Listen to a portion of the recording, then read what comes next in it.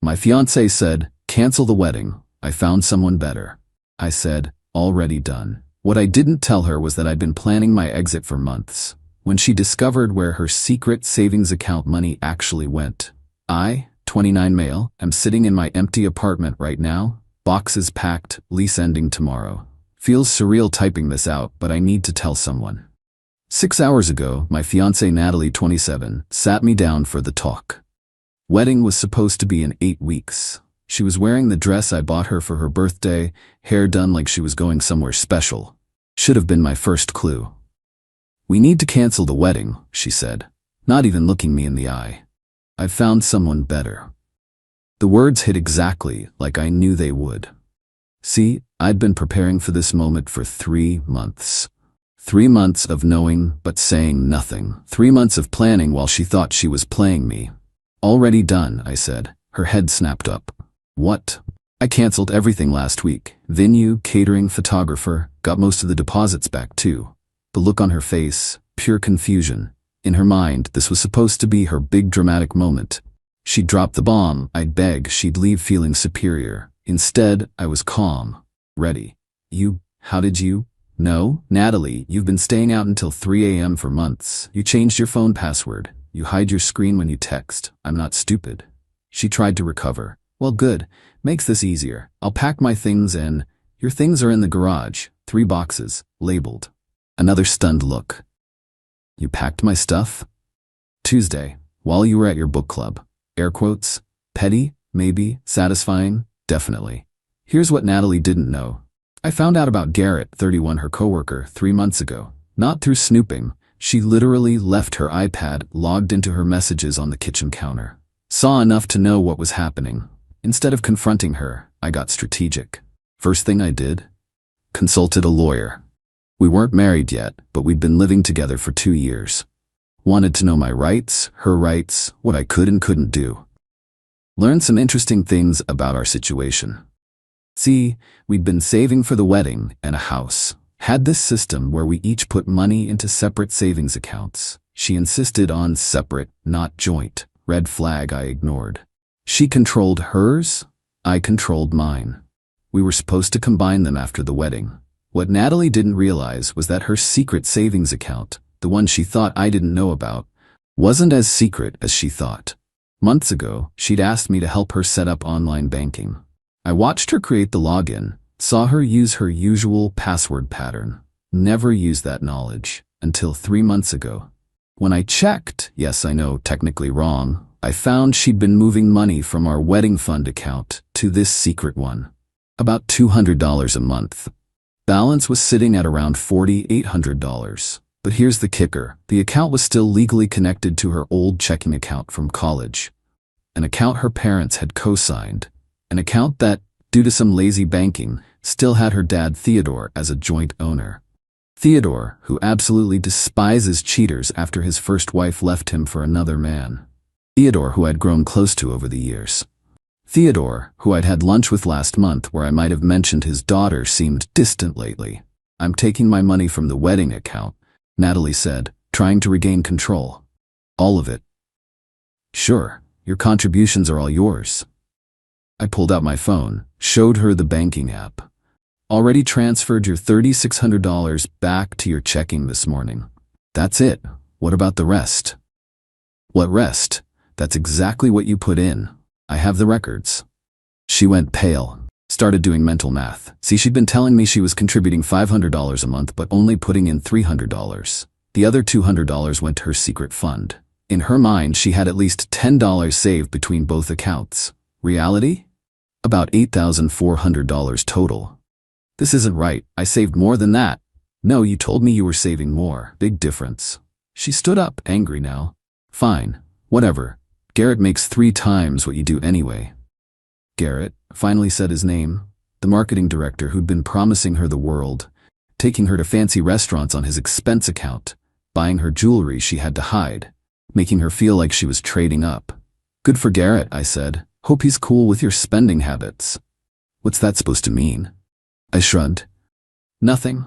Just that you spent $400 on a purse last week while telling me we needed to cut back on wedding expenses. Interesting priorities." She grabbed her phone, started texting furiously. Probably Garrett, telling him to come get her. Oh, I added, super casual. About your savings, the secret one? Might want to check that. She froze. How do you? Natalie, you used your birthday for the password, after you changed it from your dog's name, which you also used for your laptop. You're not exactly a mastermind. She opened her banking app. I watched her face change as she saw the balance. What did you do? Me. Nothing. Your dad, though, he saw some unusual activity on an account he co-owns. As is his right, moved the money to protect it. You should call him. The next 20 minutes were beautiful chaos. She called her father, screaming about theft, demanding her money back. I could hear Theodore's calm voice through the phone.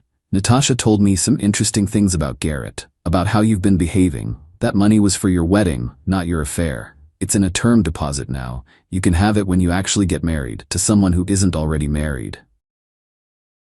Oh yeah. That was the other thing. Garrett? Married with 2 kids. Natalie didn't know until Theodore informed her just now. Theodore's golf buddy works in Garrett's company. Small world. She hung up, looked at me with pure hatred. You vindictive piece of... Vindictive? Natalie, you were actively planning to humiliate me. You let me send out wedding invitations while you were picking out outfits for dates with another man. I'm just protecting myself. I'll sue you, and my father. You can't. Your father can absolutely control an account he co-owns. I never touched your money, and that $3,600, that's every penny you put in our wedding fund. What exactly are you suing for? She called Garrett. Put it on speaker by accident. His annoyed voice filled the room. Nat, I told you not to call my work phone. Look, about tonight, something came up, family thing. Can we postpone? Postpone? I just left Ryan. I need you to come get me. Long pause. Left him? What do you mean left him? I told him about us, like we planned. We didn't plan anything. Jesus, Natalie, I have to go. Click. The look on her face, reality hitting like a freight train. No fiancé, no backup plan, no secret savings, no apartment. Lease was in my name only. She made more calls. Friends who were suddenly busy. Her sister who said she couldn't deal with your drama right now. Finally called an Uber to her mom's house. As she waited, dragging her boxes to the door, she turned back one last time. I hope you're happy. You've ruined everything. No, Natalie, you ruined everything. I just refused to let you ruin me too. The Uber pulled up. She left without another word. I'm moving tomorrow. Already got a job lined up in another city. Fresh start. The apartment's empty except for my stuff, all packed and ready. 3 months of pretending everything was normal while watching her lie to my face. 3 months of careful planning. 3 months of letting her think she was in control. Worth every second. Update 1. Holy hell, the entitlement is off the charts. So I'm in my new city, staying at an extended stay hotel, while I apartment hunt. Blocked Natalie on everything before I left, but she knows my email. Woke up to 19 messages. 19. Started with anger. You're a sociopath. Who planned something like this? Moved to bargaining. Can we talk? I made a mistake, but we can work through this. Ended with threats. I know where you work now. I'll tell them what kind of person you are. That last one made me laugh. She thinks she knows where I work because she saw me update my LinkedIn. What she doesn't know, I haven't started yet. Don't start for another 2 weeks. Also, my new company, they specifically headhunted me. Pretty sure they won't care about drama from my ex. But the emails weren't the best part. No, the best part was the text I got from Theodore. Theodore, Ryan, hope you're settling in well. Thought you should know Natalie attempted to access the term deposit. Bank flagged it as potential fraud since she's not authorized. I've had to secure all my accounts now. Also, she's telling people you manipulated me. My daughter, who lied for months, is claiming manipulation. The irony. Then he sent a screenshot of a text she sent him. Dad, you have to give me my money. Ryan poisoned you against me. Garrett was just a friend. Nothing happened. I need that money for a new apartment. This is financial abuse. Theodore's response, the only abuse I see is of the trust others placed in you. The money stays where it is. But wait, it gets better. Yesterday, I get a call from the wedding venue. Remember how I said I canceled everything? Well, the venue has a generous cancellation policy. Full refund if canceled 6+ weeks before the event. I got back our $3,000 deposit. Here's where Natalie screwed herself. When we booked it, she insisted on being the primary contact because she wanted to control the planning. Fine by me. But when I canceled, I did it over the phone, said I was calling on behalf of the couple. They processed it, sent confirmation to the email on file, which was hers. She apparently didn't check that email for days, only found out when she tried to call the venue to change the date for her and Garrett. The audacity. They told her the booking was canceled and refunded. She demanded to know where the refund went. To the credit card that made the deposit. My credit card. To another email. That venue money is half mine. You stole from me. I forwarded that one to my lawyer friend, not officially retained, just a buddy from college. He laughed. She wants to claim half of a canceled wedding venue for a wedding she ended? Good luck with that. But the real kicker came this morning. Remember Garrett? Mr. 3 times my salary marketing director? I know someone who works adjacent to his company. They told me some interesting news. Garrett's been placed on administrative leave. Turns out, using your company credit card for dates with your side piece is frowned upon, especially when your wife's divorce lawyer subpoenas the records. Yeah, his wife found out. Don't know if it was Natalie's calls to his work phone or what, but she found out, and she's not playing around.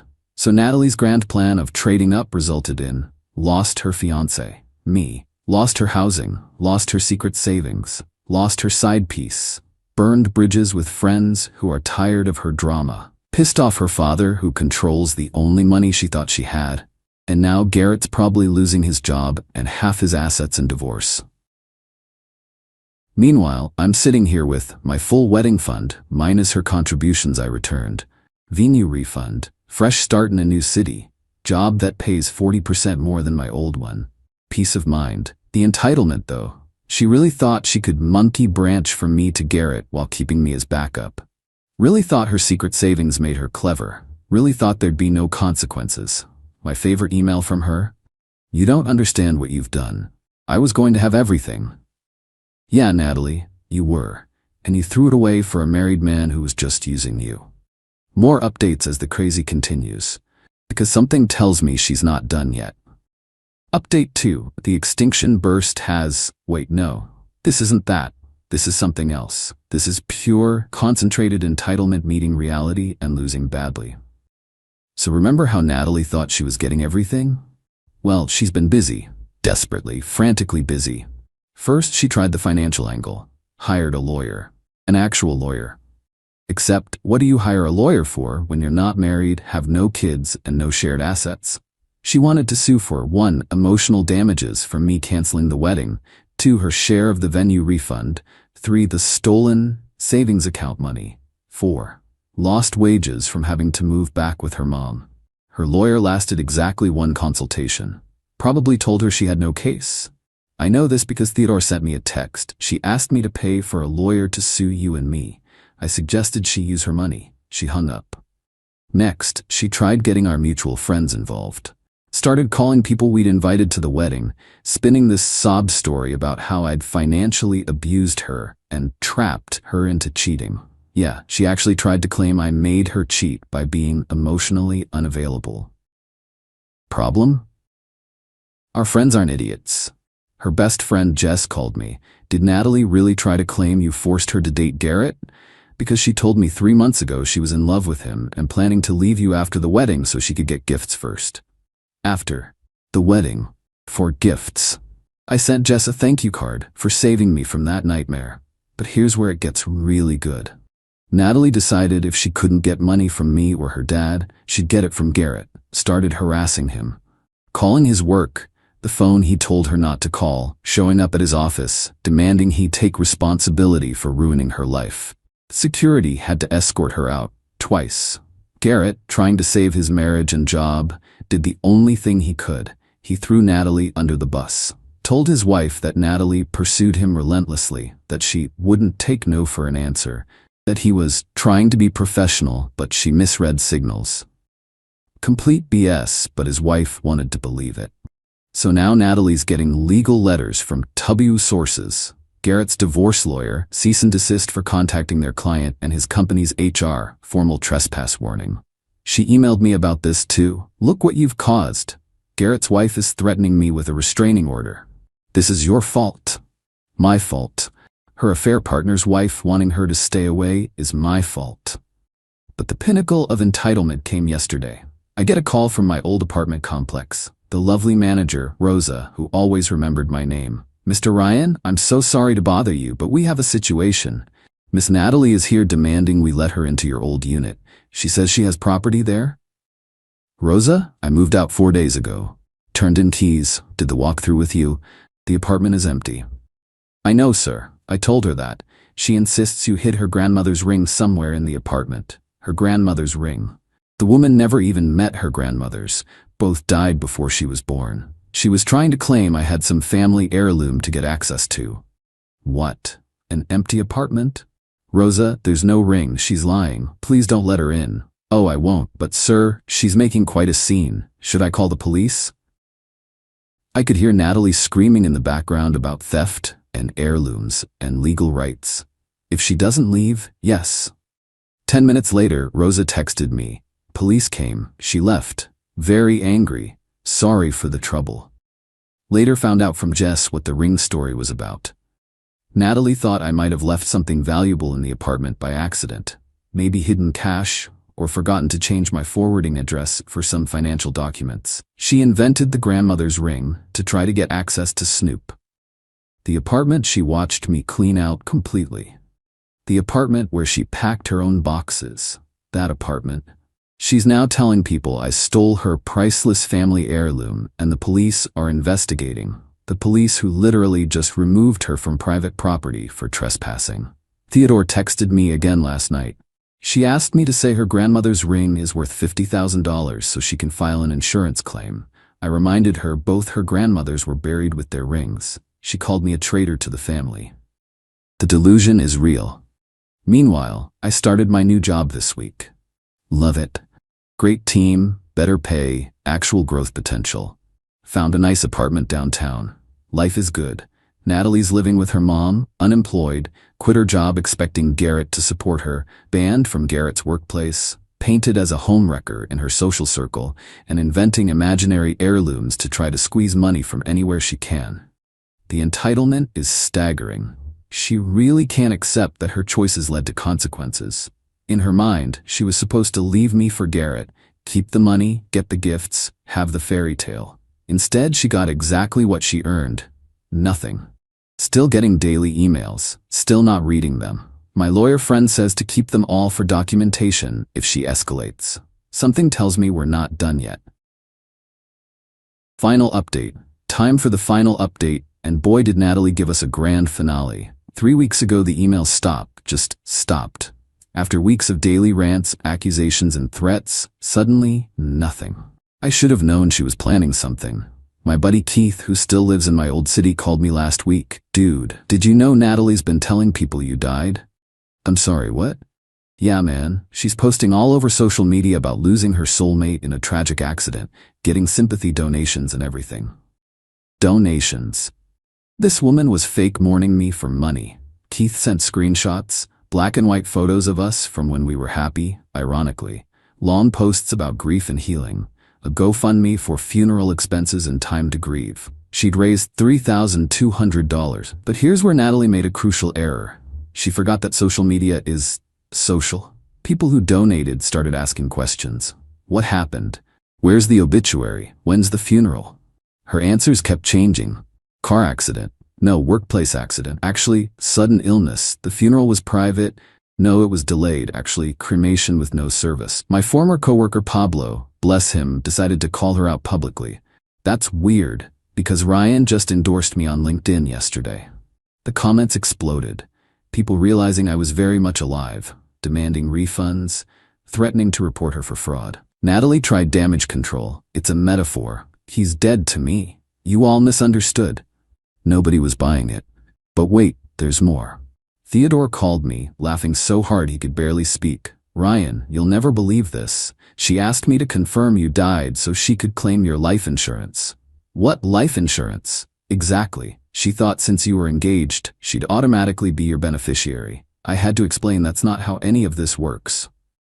The GoFundMe got shut down. She had to refund everyone. Several people reported her to the police for fraud. Don't know if anything came of it, but the public humiliation was thorough. Then came the final, desperate play. Remember how I mentioned I'd been pretty strategic about this whole thing? Well, one thing I did was document everything. Every lie, every text admitting to the affair, every crazy email. I never posted it anywhere, just kept it for my own protection. Natalie somehow convinced herself that I must be planning to expose her and decided to beat me to it. She created a whole website, mytruthaboutryan.com, not linking it, it's gone now anyway. On this website, she posted what she called evidence of my abuse. Screenshots of me saying okay when she said she was staying late, proof I was controlling. Or bank statements showing I made more money, proof I was financially dominating her. Photos of her boxes packed in the garage, proof I threw her out. She sent the link to everyone.